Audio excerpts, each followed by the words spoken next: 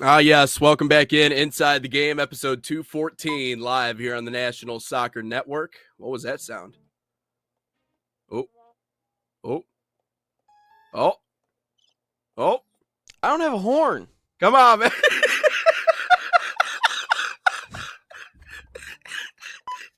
He just ran through that entire board. I don't have a horn. Ah. Who took your horn? Is that the same board you've always been using? No, it's not. Oh, it's a different board. Ooh, okay. All right. Wow, you are distraught right now. This is terrible news. This isn't Who good. dare take your... What do you mean it's good? It's terrible, man. That horn, that's No, I how said we it's start off gone. our shows. It's Oh, it's horrible. gone. R.I.P. I don't even know if I want to do Ooh. the show anymore. That's terrible. Well, we're only about seconds. Well, yeah, we're seconds in, so I don't have I a guess horn. now would be the time to... That's tough. That's tough. I was even giving you the leeway and the space to be able to blare that because I know that's your favorite thing coming into shows. No, like I'm Ooh. not gonna lie. I hit the merge to put us on, and I looked and I'm like, oh wait, I don't know if there's a horn. And then this is what I got. That's why it like caught me off guard. Like I didn't Like, know if I what like are said we- a bad word or something. Ah. Ooh. All right. Well, John said less there's a horn. Where's there a enthusiastic welcome horn? back. Where's there a horn? Where's there? Play the horn. Okay, he says we'll get it going. Apparently, okay. there's a All horn. right. Yeah. I'll believe it when I say it. We need our horn. Oh God. Anyways, welcome back I don't in. even know if I want to do the show without a 214. horn. That was a Favorite roaring thing. start, man. I had this whole like smooth takeoff planned and everything, and that just wow, that was impressive on our end. So Yeah, that all wasn't right, well planned at we'll all. figure it out. No problem. Welcome back, episode 214 of Inside the Game. Oh, we got crickets. Now, is he just pressing buttons off in the corner now? This is a horrible way to start the show. Hey, We probably lost every viewer. we brought you in to troubleshoot a problem, and now he's just trolling. No, I was gonna. But I was anyways. gonna say I was having a great day. I got a haircut. It took me a while, but I actually found my barber now that in Metro Detroit. My only barber was up at school in Mount Pleasant, but now I found my barber that I will go to from here on out. And I was having a good day, and I was really hyped to do the show. And then I had no horn. Well, I can give you my own, like,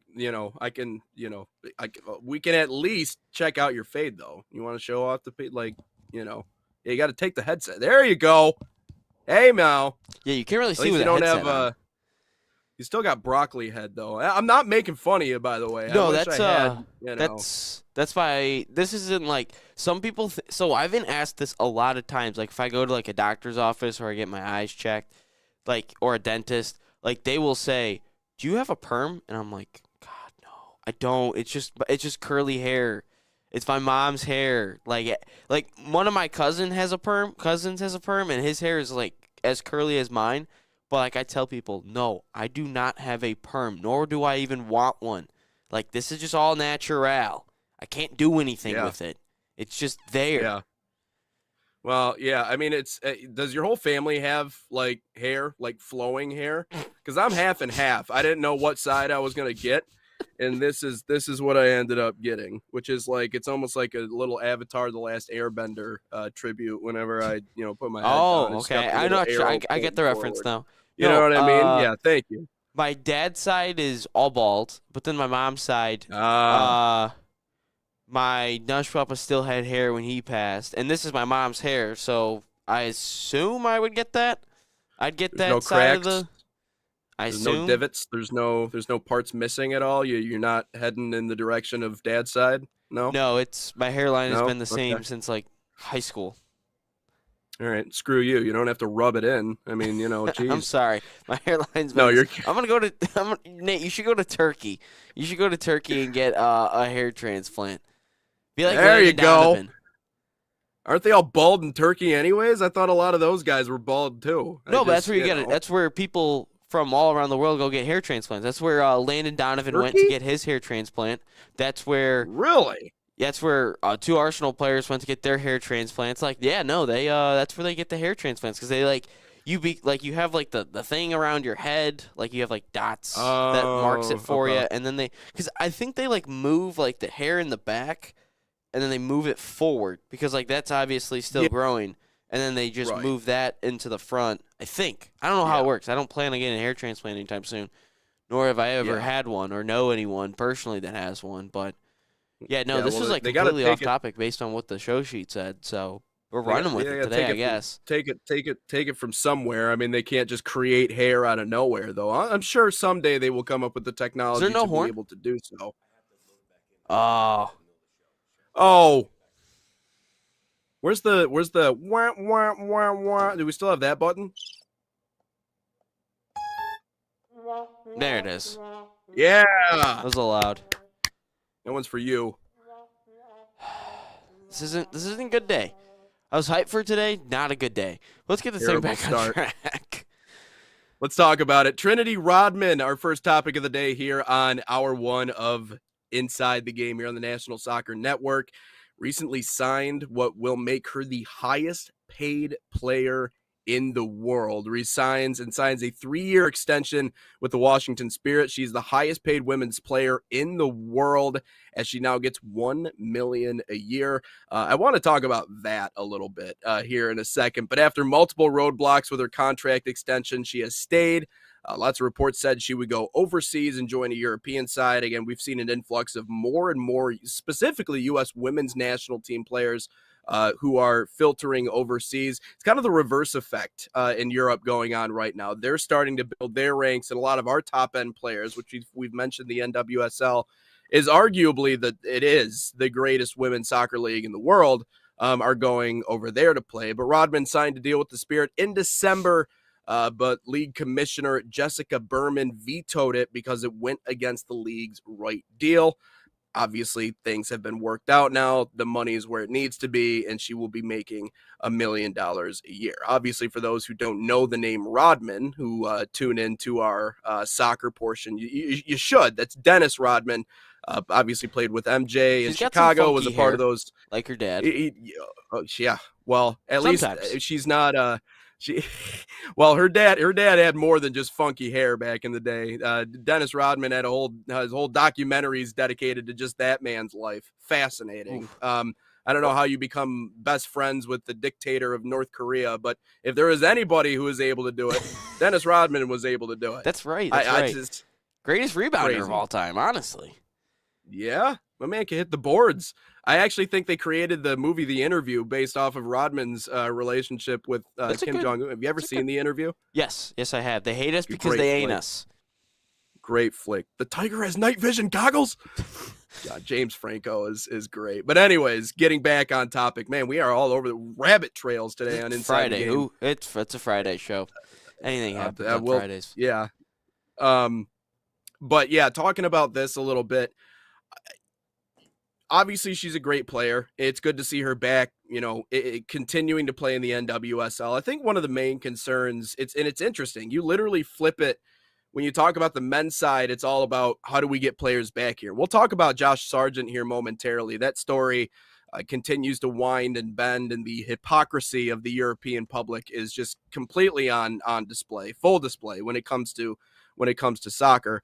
But looking at this deal, what strikes me is gets $1 million a year, and she's the highest paid women's soccer player in the world. This is groundbreaking news, obviously, for the women's game. Like, you have to continue to go up, and she's the first to ever do it. So in that regard, in that respect, awesome to see. But it is crazy to me because we had two separate conversations coming into the show. One of them talking about baseball. And how we have billion-dollar contracts, and yet she is the highest paid women's soccer player in the world. She's making $1 million. Now, what I will say is that this gives the NWSL, I think, a level of power and a level of say that is exciting for American soccer fans for the biggest reason. Number one, we have the financial means to keep the players in the league here in the United States. I think that's really important to mention, that financially they can back something like this. But I just hope that someday, one day, we can get to a point to where $1 million a year, even if it is a women's sport and it's women's soccer and NWSL, even in the WNBA, I know they've made a lot about, equal pay and all this other stuff, but hopefully we can get to a point in our world and in the sports society where $1 million a year for a women's soccer player is not groundbreaking stuff. It's just interesting because I read that, and it's obviously it's cool to celebrate, and she's worth every single dollar, but man, it just nowadays, Ryan, for some reason, when I see $1 million a year, it just doesn't strike me as like, oh, okay, that's a lot of money. At least not for athletes. Like for me, obviously, that would be a ton of money. For you, that would be a ton of money. For any of us, yeah. 18-year-olds get $4 million before they even take a snap. Exactly. Before they even play one down. It's crazy to me. I mean, you got to factor in all of this, though. I mean, the league's only 13 years old. I mean, that's true. It's bound to happen. Like you look at the league minimum at $48,000 a year. On average, it's $117,000 a year. That minimum is supposed to rise supposedly by $82,000 by 2030. I mean, look, it's we all understand the whole. I mean, Sophia Smith is over $500,000 like a year. That's still impressive. I mean, look, we have to look at it as it's in terms. You got to factor in everything when it comes to paying somebody X amount of dollars and in a league. It's the views. It's all the jersey sales. It's all the advertisement deals. I'm not saying that these players aren't talented or they're not the best at in their sport in the world. Not saying that at all. But in order to we talk about all the equal pay stuff. I mean. Congrats to Trinity Rodman. I know the numbers are only going to go up for her and in the NWSL and all for U.S. women's national team players. I mean, you got to eventually start bringing in an audience week in, week out. You got to continue to grow the league. I mean, $1 million within 13 years of the league, again, it's still impressive. I mean, these athletes are super impressive in what they do on the world stage as well with winning a gold medal. And I saw an interview with Emma Hayes the other day on the Tim Howard, Landon Donovan podcast. We're going to talk about that next week because she said some good things about the U.S. game. But no, it's eventually you're going to have to grow the league a little bit in terms of the views and all that fun stuff. But back to the other part of what I wanted to get into about the league vetoing it originally. Jessica Berman, the vetoing it. It just feels like Chris Paul to the Lakers all over again with David Stern. But to say, like, you have a superstar, obviously, in your league. We talked about already that this is a newer league, I guess you could say, 13 years in. And to veto your superstar of having an extension like this, I think is a bad look at the moment because you have to keep these superstars in your league. We talked about if the NWSL is the best league in the world. It is currently statistically in terms of the teams that are in it. It is the best league in the world. But let's not kid ourselves that the rest of the world has some good leagues as well. And if you want to grow your league, if you want to continue to have all these players continue to make more and more money, you need your superstars in your leagues. Like look at the NBA, the NFL, the NHL, the MLB. Where are the best players in the world playing? They're playing in that league. Why was the SEC regarded as one of the best football conferences in the country? Because the best football players played for Alabama, played for LSU, played for Georgia. Now look at the Big Ten; it's a completely different story. But you have to keep your superstars in one spot if you want to grow the league. And I just think vetoing a contract extension for the most amount of money of any soccer player in the world, it's not the best of looks. But again, she gets it done anyway. It took a little bit longer. I'm sure some of the Washington Spirit fans were a little bit upset. I thought that the contract announcement of the re-signing was awesome. Nate, I know you're kind of new to the soccer scene. But in terms of transfer announcements, like new signings and contract extensions, soccer does it the best because you do not get this anywhere else in the world in terms of sports. Like KD signs with the Warriors. There's no video that announces it. It just Woj bomb. It's this, and that. And he just holds up a jersey at the press conference, and that's that. No, soccer, they do like full-on music videos for this damn thing. It's like 1.5 minutes long to 2 minutes, maybe a minute, of just really cool edits. They bring in all these different fans and celebrities to help announce this thing. And it's just awesome that these announcement videos in the game of soccer. And if anyone at home, I hope and tell you guys to search up this video of her being re-signed. And it even starts off with saying, like, oh, there's turmoil about her re-signing and her extension, which I'm sure caused a little bit of chaos with the fans. But no, you guys got to check it out. Yeah, 7 goals, 7 assists in 25 matches, at least in the NWSL. She also obviously has been big for the U.S. women's national team, as we talked about, key in their Olympic gold medal run, scoring 3 goals, providing 1 assist in that stretch. Is maintained high volume attacking stats. I mean, it's just what was it, 40, I guess, key passes, 36 shots on goal in the last club season. So relentless. And you're right, that needs to be, it is a star-driven, American sports in a lot of ways are star-driven, but any league is star-driven. Like, you have to have your handful, your group of stars that move the needle, that bring people out, that buy tickets. And this building of women's sports, it's slow. Like, it is something that it takes time. And we're seeing the progression in the WNBA. We're seeing the progression in volleyball with the new merger of the 2 different leagues. And now they have Major League Volleyball. And obviously we're seeing it with the NWSL. Didn't get the chance to watch that whole video, but certainly something that I'll be looking at. But no, you're absolutely right. And the truth is at least it got done. My guess is that there was something in that contract, there was something in that agreement that maybe the dignitaries, front office people did not necessarily agree with, but at the end of the day, they did get it done. So hopefully that doesn't come back to bite them. But yeah, it is more of a show, isn't it? Like, that is something that I certainly see. The thing that I find entertaining is that now I feel like a lot of athletes won't know that they're getting traded until they see it on social media. In a lot of other leagues in the United States, like, that's how it is. Like, you're just kind of sitting around and then it's done. So yeah, definitely different in the soccer space than it is maybe in some other major American sports. But congratulations to Trinity Rodman. The NWSL continues to move the needle forward. And obviously we'll be talking a lot more about the women's side as we move forward, because right after the 26 World Cup is the 27 World Cup, and the women's team looking to get back and win gold under Emma Hayes, who's just doing lights out work with the U.S. women's national team. But before we head to break, again, we got some clubs coming up this summer that are bringing their talents over to the United States, including FC Bayern Munich. FC Bayern summer camps are a proud sponsor of the National Soccer Network, fostering football excellence across North America, open to boys and girls of all skill levels. FC Bayern camps deliver elite training inspired by FC Bayern Munich's world-class philosophy. Select your city and start a promising soccer path. And right now, save $30 on registration by using promo code BayernNSN30. Again, that's promo code BayernNSN30, or scan the QR code on your screen. Learn more, fcbayernyouth.com. Also, we got a fun giveaway coming up, but that's coming up next.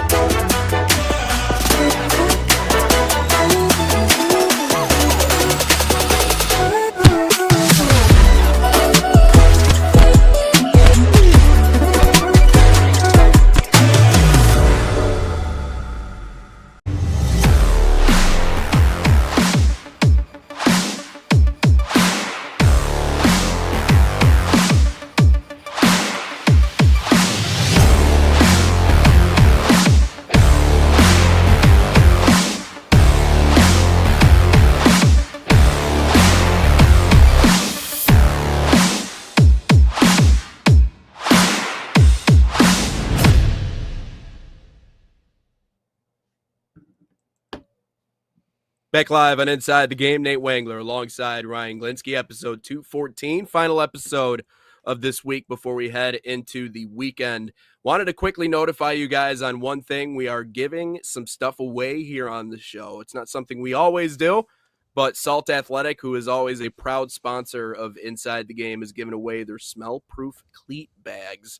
And it's not just for cleats, though. It's for everything. They have tested it out. You can put anything in there.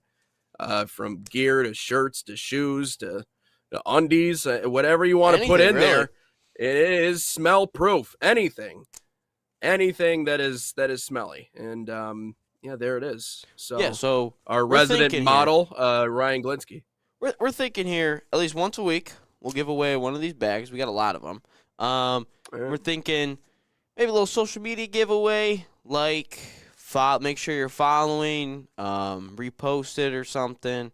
But yeah, we're thinking that we'll probably start that next Friday, and then during question of the day, we even announce it who we choose, and then obviously we'll ship it for free, all that fun stuff. So you just got to give us your address, and we'll ship it to you, and it'll come right to your door. Even if you don't even play soccer, I mean, this stuff works. So even if like you're playing basketball, you got some basketball shoes. Honestly, I should do this for pickup basketball. I didn't even think about that. I'm definitely doing that for pickup basketball. Just put my shoes in here.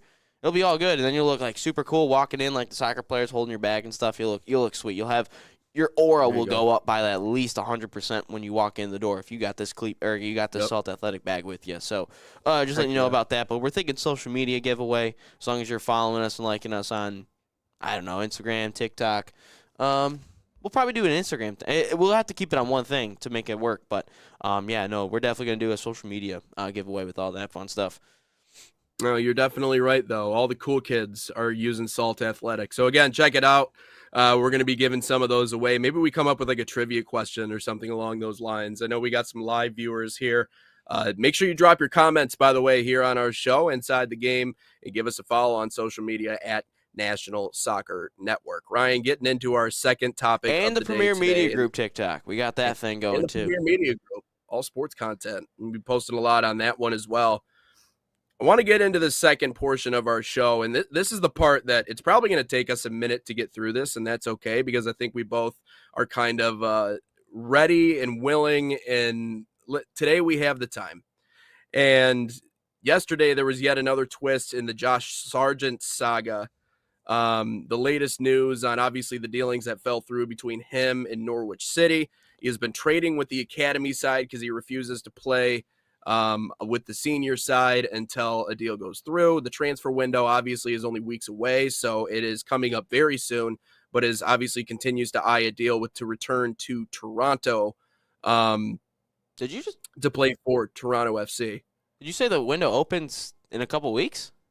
Or closes in a couple of weeks? Yeah, it closes in 1 week. Closes. Closes 1 week. Closes in a week. Not opens in a week. Closes in a week.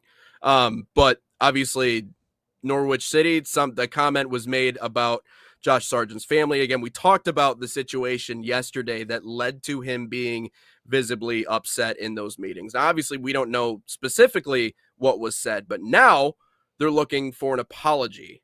They are looking for Josh Sargent to come out and apologize. We were watching a segment yesterday, Ryan, you and I were, that you sent to me. So again, we have a lot of time on this first segment here today. We actually blocked out a good portion of our show to just talk about this. So to everybody who left comments on that video on YouTube where we talked about there's a blatant bias against American soccer players overseas, and you said, well, this is a farce. This isn't real. You guys are arrogant. You're ignorant. We'll never respect you. This is the reason why we can't listen to you. It's a waste of my time. This is rage bait. Whatever you said on that post, right? We're going to point out your blatant hypocrisy on our show right now, and the reason why there is a bias against American players right now, because we have time today. We actually booked out a good portion of our show to tell you clowns exactly how wrong you are. All right, so Josh Sargent, after an insult to his family, and mind you, we're coming to all these conclusions, and we don't even know what was said, okay? And I need to make something very clear. If anybody said something about my family that I deem bad enough to where I don't want to work for them anymore, I'm sorry, you're not getting an apology from me. And also, I'm not the type to stick around. You disrespect my family, I cut you off. That's it. That's how that works. Now, I don't know how this works over in Europe, but in the United States, typically you don't insult someone's family. That's not something that you do as management. I don't give a damn how well you've done as a manager. I don't give a damn what championships you've won. It doesn't mean you can just talk to people however you want to talk to people, especially just because maybe they were born over here and you feel like you have a level of entitlement to that. But beyond that, the double standard to say that Josh Sargent needs to just suck it up and apologize and move on and play is the most blatant example of hypocrisy in European soccer and the most blatant example of a double standard when it comes to players from the United States. And if you don't see that, you can shove it. Here's 11 examples. Ryan, I'm going to go through 11 examples if you're ready, if you're down for this. I know you got a few examples on your mind, but here are 11 examples of players. And I lived through a couple of them. Is this Planet Football, or are you looking at the Planet Football website? Oh, no, I was just going to explain them off the top of my head. Okay. Well, you go ahead. Just go. Just roll. All right. We're rolling. All right. So let's talk about this a little bit. So, 11 players on this list. Diego Costa. Diego Costa. I hated him. He was such a douche. He was such a... he constantly... There was like a weird phase where Chelsea and Atletico would constantly just swap players time and time again. But yeah, it's about when he left Chelsea to Atletico, I imagine. Yep. Yeah. Striker stayed in Brazil, where he waited out a move to Atletico Madrid, which eventually went through in January of 2018, but did exactly what Josh Sargent is doing. Yep, Diego Costa's a douchebag. He's a bigger douchebag than I think any of the USA players. And no, there's a long history, but I already know which one mine is. There's two in mind that are the worst. That's just mine though. What about Raheem Sterling? That's number one. When he literally said in an interview, "Come get me, Man City. Come get me." Literally. Yeah. Come get me. Yeah, refusing new contract offers from Liverpool. Blatantly, may I add, obvious to everyone that he wanted to leave and wanted to join Man City back in 2015. Intentionally stayed out of games, demanded that he leave.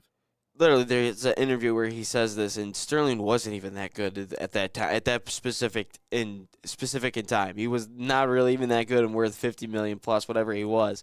But no, he literally, I still remember that interview where he just literally says, "Come get me, Man City." And like, if we're talking about because Norwich feels disrespected, that's honestly the most disrespectful thing that you could say if you're a soccer player or even an athlete, to just straight up say like, "Come get me, dude. Like, I want out, and I don't want to play. I want to refuse a contract." Mind you, Raheem Sterling was a damn academy prospect and went up the ranks of Liverpool, and you're acting like that. There's a reason why he's not really like that at this point in time. Yeah. Sense of entitlement. Yeah. Anyways, he's English, by Marco the way. Rojo. Yeah. Well, of course he is. Of course he is, because there's a double standard with those people, especially when it comes to this sport.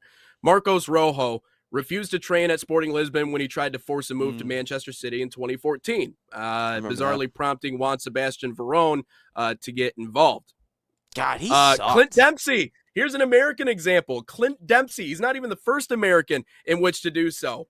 Having been a mainstay on the side and one of the best players at Fulham for several years, and it's true, Dempsey decided he wanted to leave the club in 2012, much to the anger of manager Martin Jol, I believe that is. Website owned by the same company which owns Liverpool published a story saying he had signed with the Anfield club, even though Joel said that he hadn't even put a bid in for him. So, not even the first American to do so. That sucked for him. He went to Tottenham afterwards. That sucks for him. Yes. But Carlos Tevez had already tried to leave City once before he refused to come off the bench during a Champions League clash at Bayern Munich in September in 2011. Refused to come off the bench. I'm not playing. He's had a couple. Even with West Ham and Man United. Dude, he's had a couple. Tevez, the Argentine, like, good player on his day, like, really good player, but complete asshole. Like, no, mind you, what we're talking about is Sargent sent a text to to his manager and said, look, I don't want to play for you guys anymore. And that is considered disrespectful. But some of these players have actually blatantly gone out into the public eye and said all this stuff, or literally refused to go into a game on the bench. Like, that's what we're arguing here. Continue. There's one worse that you haven't said yet. Well, go ahead. I'll let you finish this off because I just wanted to. You shared the Golazo America clip with me yesterday, so that's really what I wanted to get to, and just the pompous arrogance from everybody else on that panel outside of Tom Bogert, that is. But go ahead. What's your worst? The worst one is William Gallas. That is the worst one. I think he's English. I'm pretty sure he's English, but he was trying to make a move. No, he's French. So about basically the same thing. It was either going to Arsenal from Chelsea or Arsenal to Chelsea. I think it was Chelsea to Arsenal. He wanted out so bad, where he said, if I played for you, I think it's Chelsea, that he would threaten to score own goals on his own team. He threatened the management and the owner to score own goals. Like, that's absurd. And look, Sargent's got a reason to be pissed off. And look, Sargent has made it clear for a couple of months that he's wanted out. He's wanted out because he turned down moves to Leeds. He's turned down a move to Sunderland, both Premier League clubs, mind you, and he turned down a move to Wolfsburg in the Bundesliga. He's turned down moves. He simply just wants to go home because he has a family and he wants to be closer to his family. He's got a third kid. I mean, granted, he's going to Canada. It's not like he's going into the United States. But this man just wants to go home. And we talked about, whether, these players should be going overseas, whether these players should be staying domestically. But I guess when it comes to this case, it's a little different compared to everyone else. He wants to just go home because of a family reason.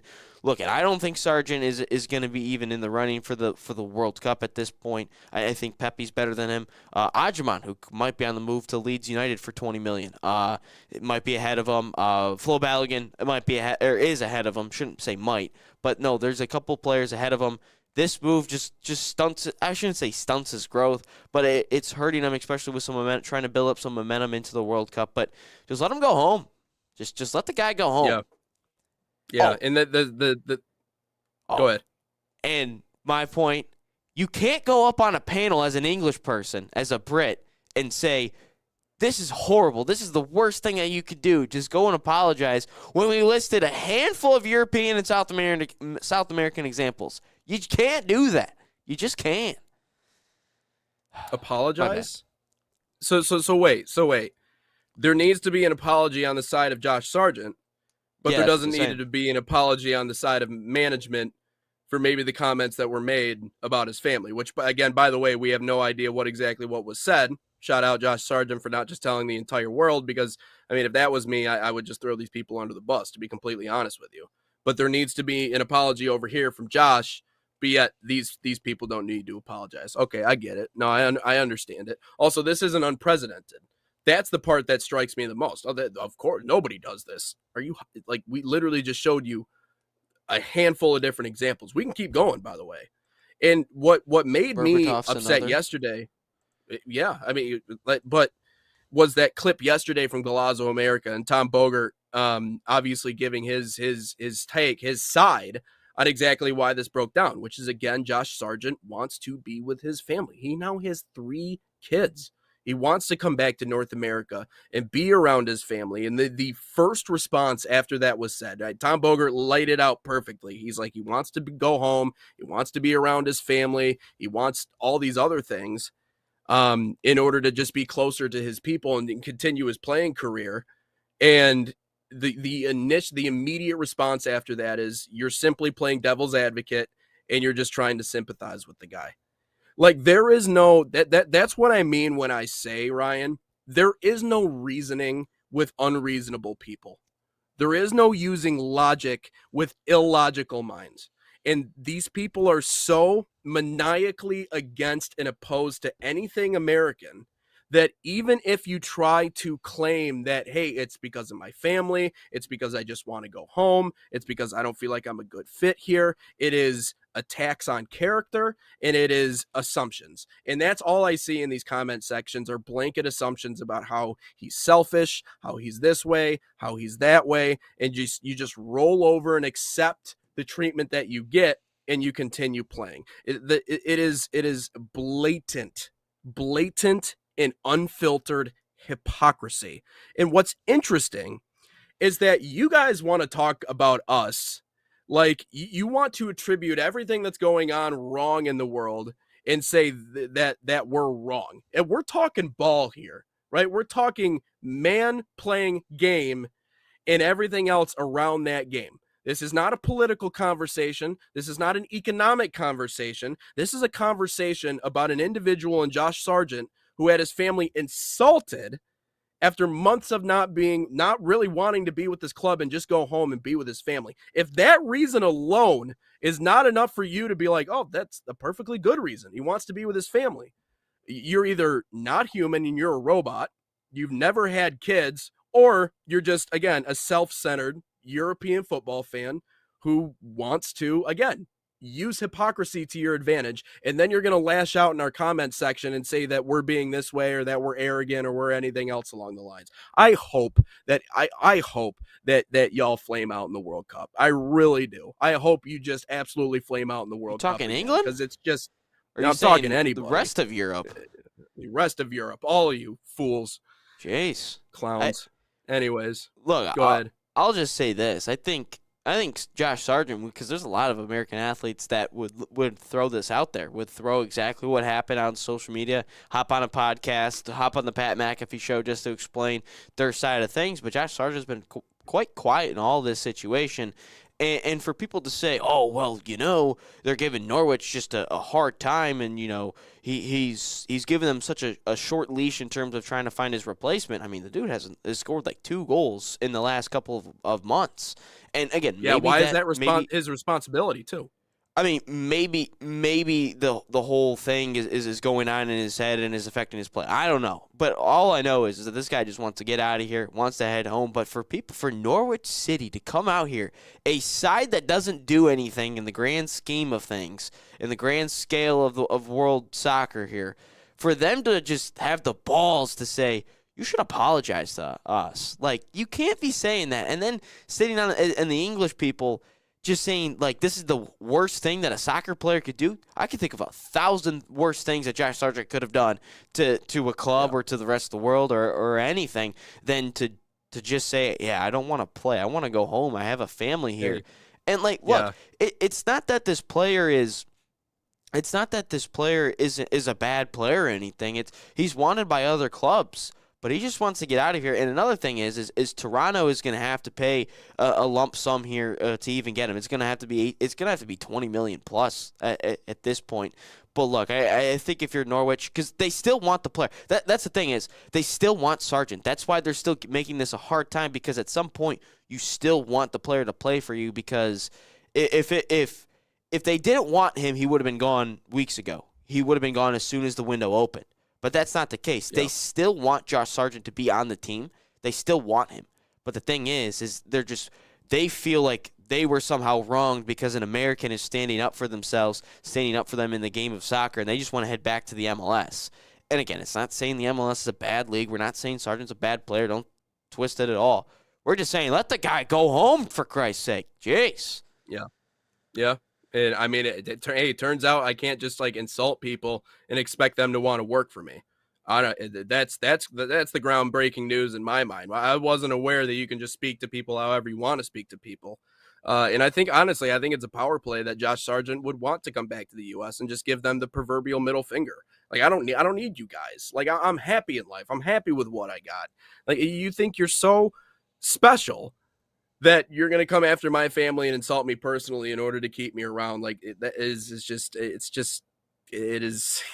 I can't wait for the World Cup, man. That's all I'll say. I really can't wait. I hope this team really makes a statement, and I hope that we're able to tell these fools to shove it.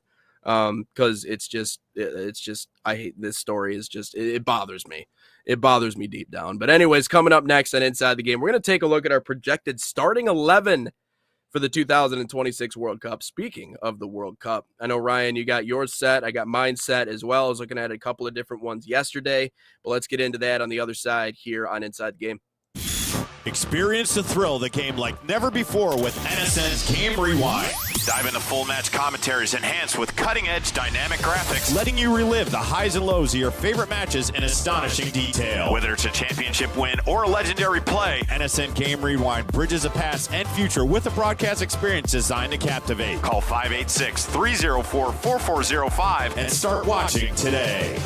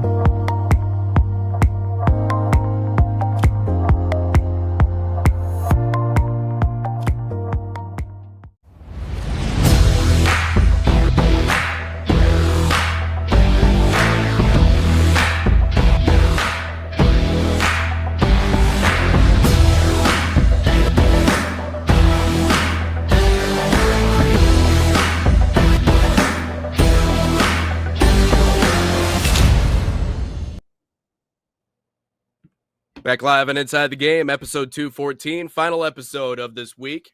Wanted to say hi to anybody joining us here today. If you're in the Midwest, man, stay safe. If you don't need to go out and about, don't go out and about.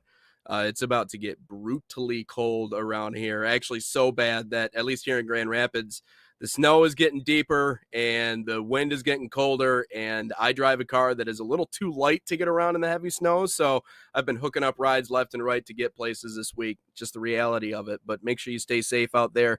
Get into our final topic here in segment number 1 of our show today, our projected starting 11 for the 2026 World Cup. These lists will change. It is inevitable that they will change before the World Cup starts in 26. Are you there? Can you hear me? I can't hear you, Ryan. There we go. Yeah, I forgot. I can't. There you go. So with the board over here, if I mute myself, like you can still hear me through the system. So I have to mute myself through the I have to mute you. So it's a little different. Look at people. It's gonna change. It's gonna change. All right. We are 4 months away. There's gonna be a couple injuries. There's gonna be a couple people that are a couple players that are gonna turn it up at the right time, if you want to say it that. So it's going to change. Yep. We're going to be wrong. We are admitting that we're wrong. Not a lot of people in the world like to admit they're wrong anymore. So we are admitting that we're going to be wrong. We'll throw it up on social media today at some point, and on Instagram you can just check about the photo and you can go crazy in the comments. Well, and the injuries too. I mean, that's the other thing that is obviously the main concern. And I'm a superstition guy. I don't like talking about things that I don't want to happen. I'll actually just knock 3 times on my desk just to make sure. But that's the other part of it too, right? Like we've had guys who have gone down for stretches of time that, you know, obviously need to figure all of that out. So we can't have any bad injuries going into all of this. But anyways, Ryan, feel free to present your starting 11. Starting 11, here we go. So here's what I got. Again, I did this yesterday, so if it doesn't look good, my apologies. But we're going with the 3-4-3. It's the best formation that we could possibly have for the men's national team.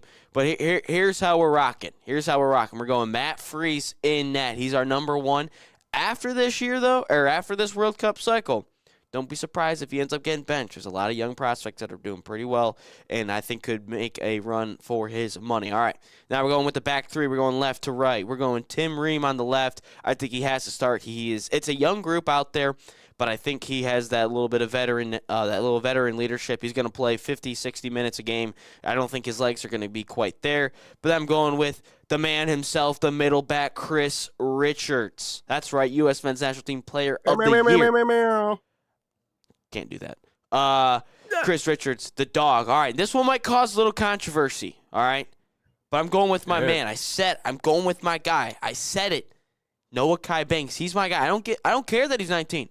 I don't care that he's going to be 19 years old during this. This guy's playing week in, week out. 90 minutes every single game in the Bundesliga for Augsburg. I don't care what your age is at that point because you're balling out for them. You're balling out for us. I'm going with the 19-year-old. It's really weird if you think about it. You have such an old guy and such a young guy in the back line, and then you got Chris Richards, the anchor. All right, now I'm going with my double pivots. Tyler Adams. I know he's injured, but he's going to be back. He's going to be back. Then I'm going with Weston McKennie, who, again, underrated for Juventus. This guy's a dog. Going with these double pivots. And then with my wingbacks, I guess if you want to call it that, I got Serginho Dest and Jedi on the opposite sides of each other. I mean, it's a no-brainer for that. And then the front three, again, if I'm being completely honest, I'd like Pulisic in the middle, but he's going to be out on the left. We got Flo Balogun right up front, and then, or Balogun. And then on the right side, I got, as long as he doesn't punch anybody, I got Tim Weah on the right side. But that is my starting 11. I guess I could have put substitutes at the bottom, but you know what? We're not going that far. But that is my projected 11, and it's the right one. I don't care what people say. This is the right starting 11. It's going to happen. All right. Yeah, you can't run around punching people, but there might be a justifiable reason to punch someone. You know, you never know. But okay, yeah, no, I see it. Do you think Noah Kai Banks is going to be able to handle the bright lights? Dude, I don't think he's going to start, but he's my guy. I'm sticking by him. I know he's going to handle the big lights because you know what? He's been doing it all season. He's probably not going to start. It's going to be a Miles Robinson probably, but you know what? I'm sticking with my guy. He's my guy. I'm sticking with him. I'm going to die on that hill because he's been playing week in, week out. I think he's going to handle the bright lights fine. I mean, if we're giving John Brooks in the 2014 World Cup minutes, I mean, why can't we give him? That's fair. And you're right. The combination of a 19-year-old and a vet, the way Tim Ream is out there, I think is interesting, but might be good for him if he's in this starting rotation. But taking a look, I guess, at my list and what we got going on for my starting 11 here in our projected 11 going into the 26 World Cup, there are fluctuations, a different formation than what Ryan has going on, playing a few more players back, albeit when we look at the left wing back and right wing back in our formation, they are defenders by name, but are they defenders by nature? Not necessarily all the time. Anthony Robinson and Serginho Dest, we're going to want them to get forward. So I think that's why we have them out wide in that position. Chris Richards, obviously, at center back to kind of anchor all that. Tim Ream, the savvy vet, in there as well. And then obviously you have Miles Robinson, who's been impressive as well. In the middle, for me, we're going to have obviously Weston McKennie, Tyler Adams stationed right in the middle. I agree with you that I would actually prefer to have Pulisic in the middle, but that's just not where they play him. They're going to play him out wide. Yeah. So obviously you're going to have him out wide on the left. Malik Tillman, who was the runner-up, one of the runner-ups for U.S. Men's National Team Player of the Year alongside Chris Richards. So he was nominated for that as well. And then you have Flo Balogun, who I think is far and away our number one striker right now, outside of Pulisic, but number one up top. For Flo, although I feel like he has cooled off a little bit in the club ranks. Is there a conversation that maybe Weston McKennie would be better to move around in a different spot?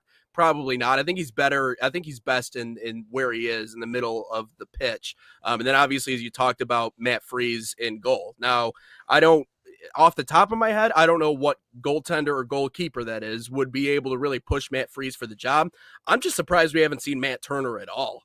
I mean, I know he's 31, and I know that obviously he's kind of been out of the conversation, but he was the guy under Greg Berhalter, and now we haven't seen anything from him in any international window. It's been Matt Freese the entire time from Gold Cup all the way to now, but I think that obviously Freese is our guy there. So I don't know if I would say more defensive heavy. Again, I'm telling you, we're going to get our wing backs forward and really kind of push the tempo here. So technically only really 3 back. But again, I think at least from what I was seeing and the different projections, and now mind you, this isn't mine. This was another one I came across that I just agreed with. But I think this could end up working out for us. No, I like Malik Tillman a lot. I think he's going to be a really good, outstanding player for us. And I like that you that the wingers, that being Pulisic and Tillman, brought in a little bit. That's what the versatility of this U.S. men's national team is. A lot of these players can play different positions. We've seen Tim Weah play as a right wing back. We've seen some of the midfielders play different positions. We've seen some people play strikers. You understand what I'm saying here. Yeah. But I will say I think eventually Miles Robinson will definitely take the backline spot of Noah Kai Banks. Malachi Banks is just my guy. I got to put him in there. Like, I can't be saying this and not put him in. I got to have him in 100%. But talking about the midfield, I think Tyler Adams and Weston McKennie, that's going to be when we win or lose games in the World Cup, because, look, we have a easier group than normal. I think those two are going to be integral for us, because at some point, if you want to make a run in a tournament, you got to have your midfielders score goals. And in Weston McKennie, he's doing that for Juventus as we speak. I think he scored in 3 straight Champions League games in recent time for Juventus, including this week. I mean, they're going to have to be so important. Mind you, Tyler Adams is injured at the moment, so again, we don't know quite what he's going to look like back, but he should be back in March at some point, which should give him plenty of time. But if there is Nate's got that weird sound going on like I did a couple days ago. Just looking around. No, there's something that's, I think my curtain on the side of my room is opened up a little bit too much, so it looks like I'm on the surface of the sun at the moment. So yeah, it's a little bright in here. Gotcha. But if there's a player that, because we had really similar starting 11s here. You, of course, had Tillman instead of Weah. You had Robinson instead of Malachi Banks. But if we're looking at this, is there, let's just say that there's an injury that happens to one of these starters that aren't named a Weah, Tillman, or a Banks, or a Robinson, who could break in what position if there's an injury? Like, who is our 12th man, I guess you would say? 12th man off the bench right now for the U.S. men's national team. Maybe only because it's been a good run of form lately. I'm probably going to lean on Brenden Aaronson. I also want to see more from Gio Reyna. What was great to see Gio Reyna in those last 2 games, those international windows. And I know we had some passionate arguments here on the podcast about whether or not Gio would be in the mix. And, JT made a personal guarantee that he would not be on the U.S. men's national team roster for the World Cup. And then he scores, 2 goals and then assists, a goal on and another. an assist. Yeah, there you go. So anyways, but it's important to bring that up because, again, we just didn't see enough from Gio during that lead up to the new year. That's all we saw from him. Like, we didn't see him in the Gold Cup. We didn't see him in any of the lead up games to those final 2 before we took a break for the holidays. So we still, to this point, we don't know what he really has to offer. But I think my knee jerk reaction, like right off the top of my head, if you were to give me one, like who's our first man off, I would say Brenden Aaronson. And I think he kind of speaks to what this U.S. men's national team is right now, which is the versatility component of the conversation. I think Aaronson is one of those players that has a level of versatility to where you can move him around and he'll do just fine. So I think he's my first choice for the first man off the bench. I'm assuming you agree with that. I saw you nodding along. I'd agree, but being a little bit different based on what I've been seeing the last couple of camps, and I don't necessarily agree with it, but I think Christian Roldan's going to be a player that comes off the bench and plays meaningful minutes for the U.S. I mean, you're going with an MLS guy. Yeah, I know, but he's been put in a lot of spots. I also think of a guy another MLS guy, Max Arston. For some reason, those 2 players are really well liked by Pochettino. It's not that I would necessarily agree with it, but again, they are put in these positions a lot, and then they're making some stuff happen. So I would go Christian Roldan as in that double pivot spot. Maybe if Tyler Adams isn't 100% back by the time the World Cup starts, maybe he's just a bad run of form for him. But again, also, I forgot to point this out. Look who's my captain in this. Just look who my captain is. Again, I forgot. When I was making that list, I was like, I gotta put him as my captain. I have to. Tyler Adams. Here, let me put myself on the one spot here. Tyler Adams has to be the captain of this U.S. men's national team. I don't care about, Christian Pulisic's our best player. Christian Pulisic's doing this, and that. Pulisic's not a leader. The way he acted this summer is not what a leader does. I know Adams didn't play in the Gold Cup this year. I understand that.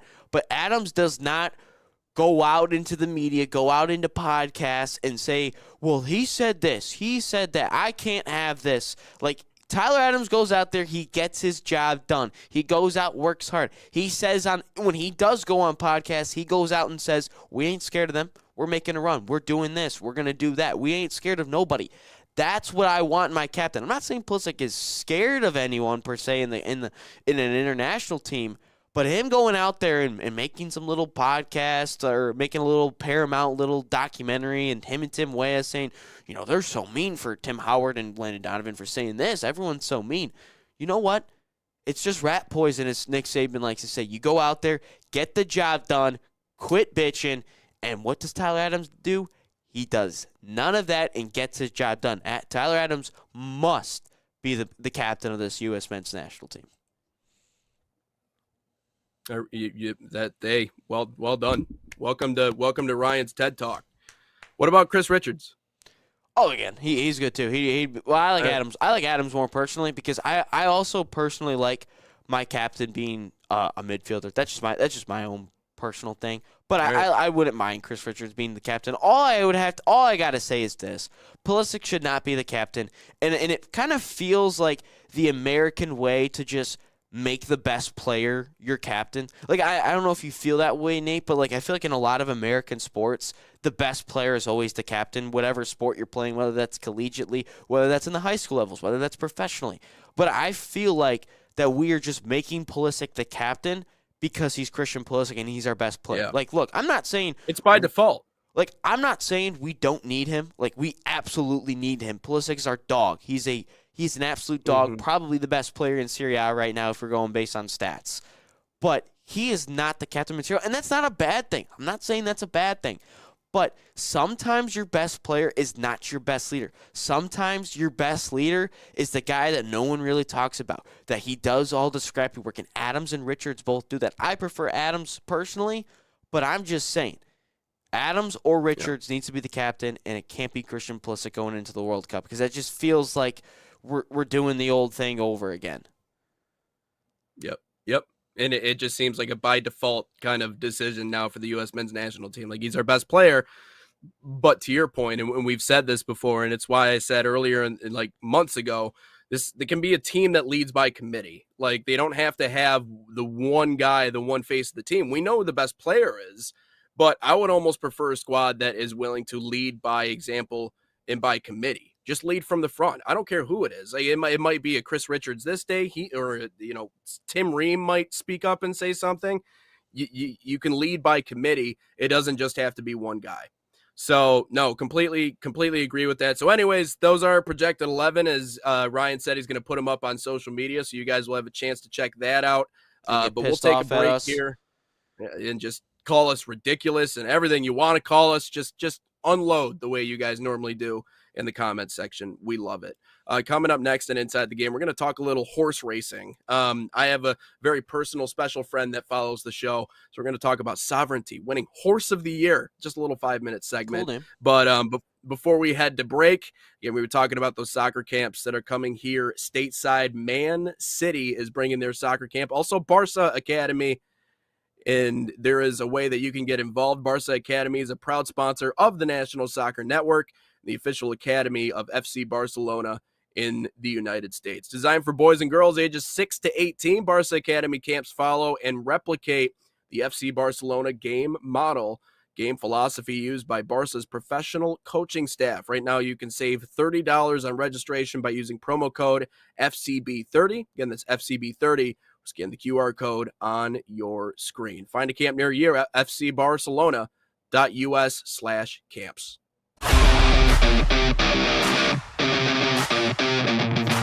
In Barca Camp, I sing my song Grown on and off of the field.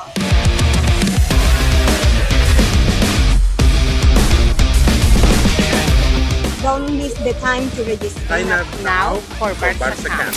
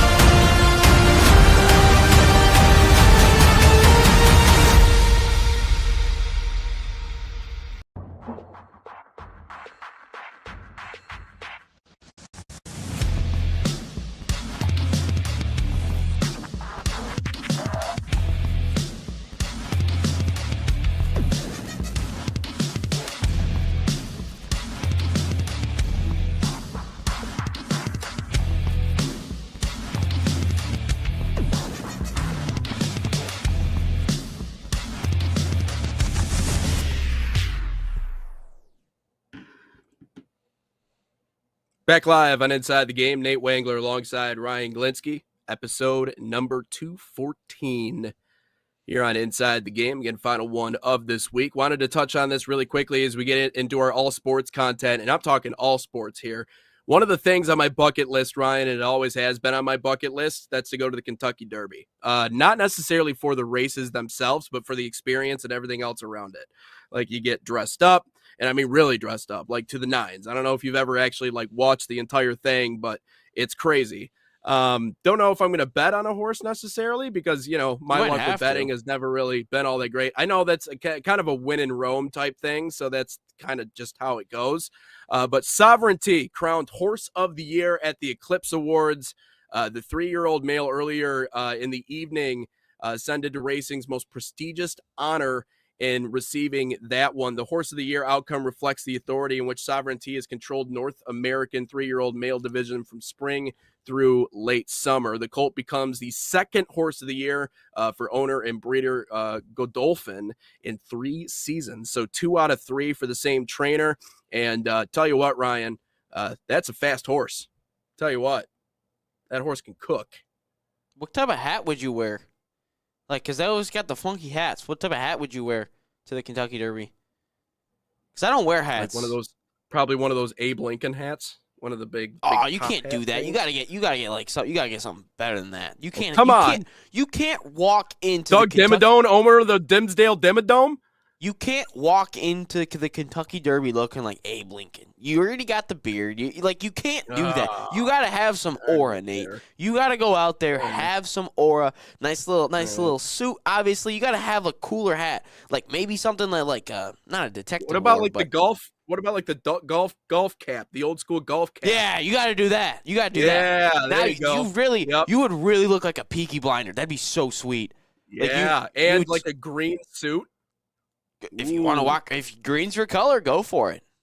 But I'm just saying, you can't walk in with an 8. Like, you automatically lose aura. You automatically lose man. it.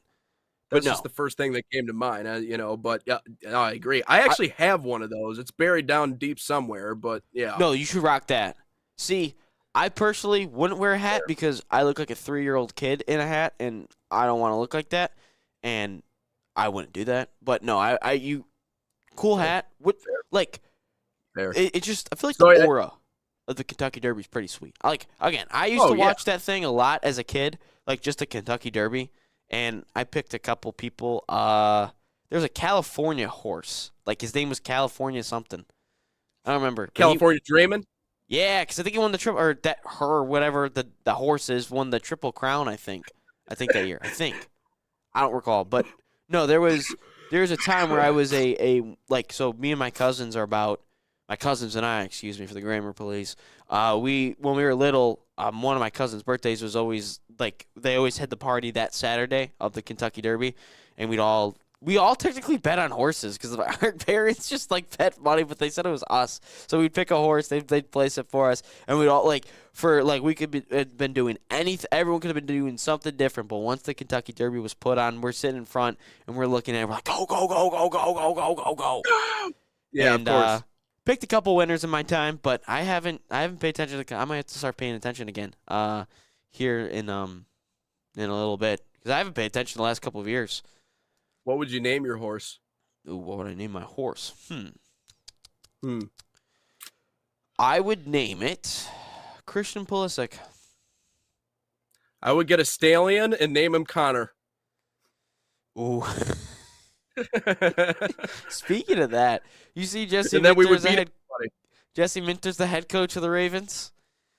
Yeah. So you're telling me absolutely wild. Yeah. So you're telling me during the sign stealing era, they had 3 NFL head coaches.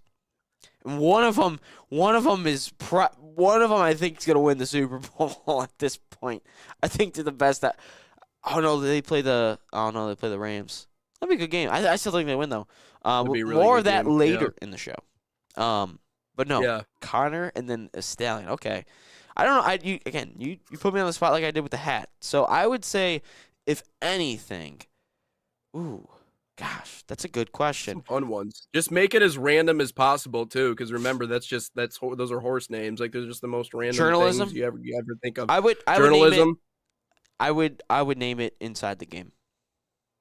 Nice. Inside the Game, the podcast wins Yeah. the Kentucky Derby, and then our Inside the show Game just on the goes inside. Inside the Game has won the Kentucky Derby. You're gonna make life a living hell for whatever broadcaster has to call that as he's ripping up the inside. Inside the Game.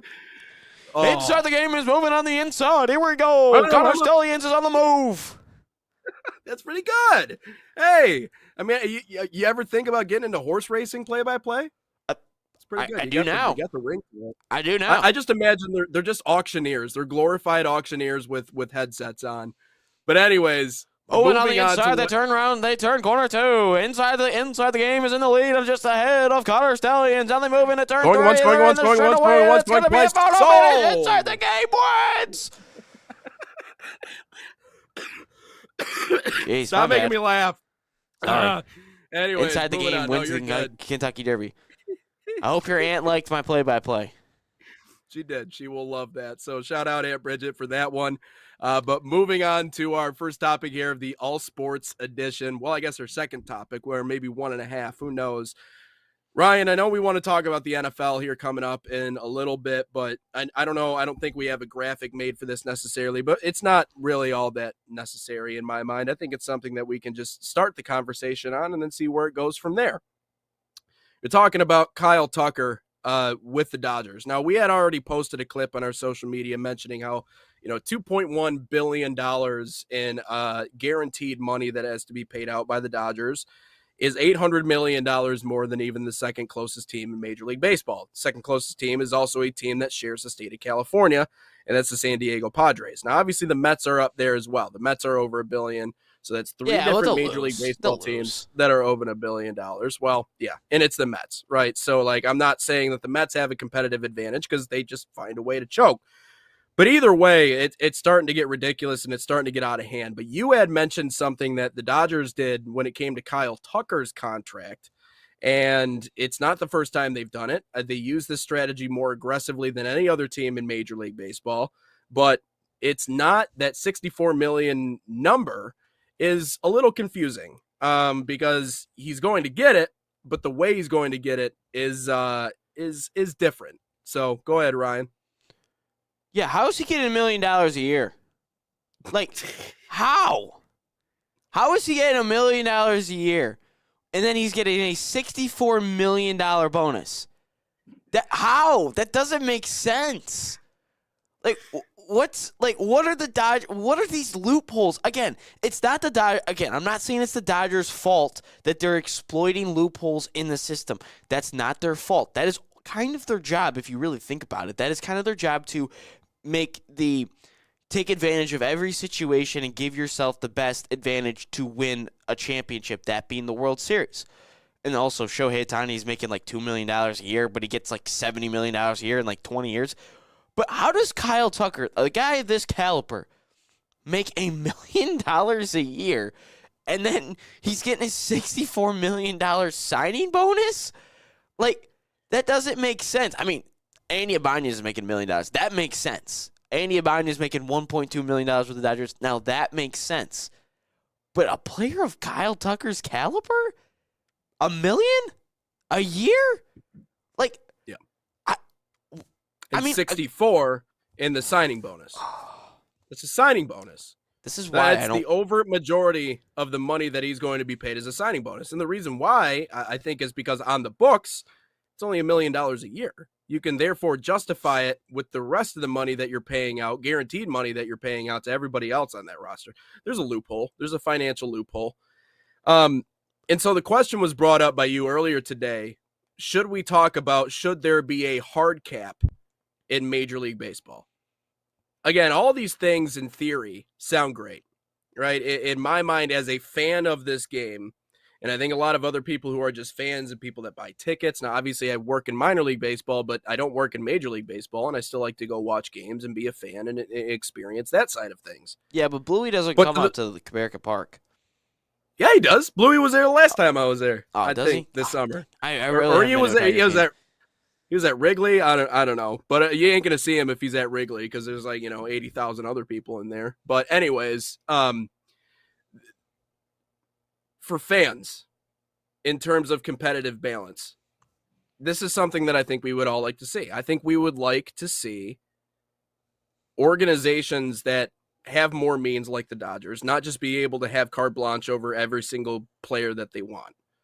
Someone actually commented under our video yesterday. I mean, it was a paragraph, dude. Like, I ain't reading all of that. Like, if you're going to leave a comment, leave a couple of sentences max, okay? Like, Or really just say you summarize suck. it. Like, you could just say that. Or just, but it's just deflecting. It's all it is. It's just deflecting. Well, the Dodgers did this and they did this, and that's the reason why that they're in the position that they're in. No, they're in the position that they're in because everybody is benefiting from this minus the fans. Players are making more money. Owners are making more money. Organizations like the Dodgers, they don't have to worry about penalties for spending more money than God himself and every other organization. Everybody is benefiting from the game of baseball becoming more expensive and more money being spent than the fans. The fans are the only ones that are looking at this and going, this is ridiculous. How am I supposed to even care about what's going to happen this year if we all know what the end is going to be? The team who spends the most money is probably going to go win a World Series. I can't go to X amount of games a year because it costs this amount of money. Everything is becoming more expensive. And this isn't an everything is more expensive rant. All this is saying is that, again, everybody involved in this is benefiting minus the fans. And I don't understand why it's so hard for people to understand this. And also, you can't compare the major league model to any other sports model. People want to talk about TV revenue and sharing some of these things, and the larger markets have to share with the little guy like they do sometimes in the National Football League. This is not the National Football League. It's not the NBA. To soccer. It's the only one not you the can compare NHL. to. Maybe you can compare it to soccer. That's probably the one that's the closest comparison to it. Does Major League Soccer have a salary cap? European soccer you can compare it to. I don't think the MLS does. Yeah. So, I mean, so that's the big question. And I was reading up on this, and someone left a comment, and they go, that's, again, fine and dandy. How do you convince MLBPA, the Players Association, that this is a good idea? How do you go to someone like Kyle Tucker, who just signed this contract, and say this is a good idea? How do you go to Juan Soto, who signed his contract, or we could talk about Mike Trout or Bryce Harper when he inked his deal? How do you go to any of these players and go, hey, you know what a good idea is? A salary cap, so that these organizations can't pay you the astronomical amount of money that we could probably put like 3 million students through college for free for 4 years for the amount of money they're paying you. But that we're going to take that out of your pocket. You can't make that much money. How are you going to convince anybody of that? And so that's why when we talk about the bargaining agreement eventually being up, I don't think a lockout is just maybe. I think a lockout is inevitable. It's going to happen. And so this is one of those things that they're going to have to talk about, but I don't see anything changing. And the reason why, Ryan, the only way that this changes, the only way that Major League Baseball moves away from this and creates a system that's more, again, quote unquote, fair with a hard salary cap is if fans stop spending money.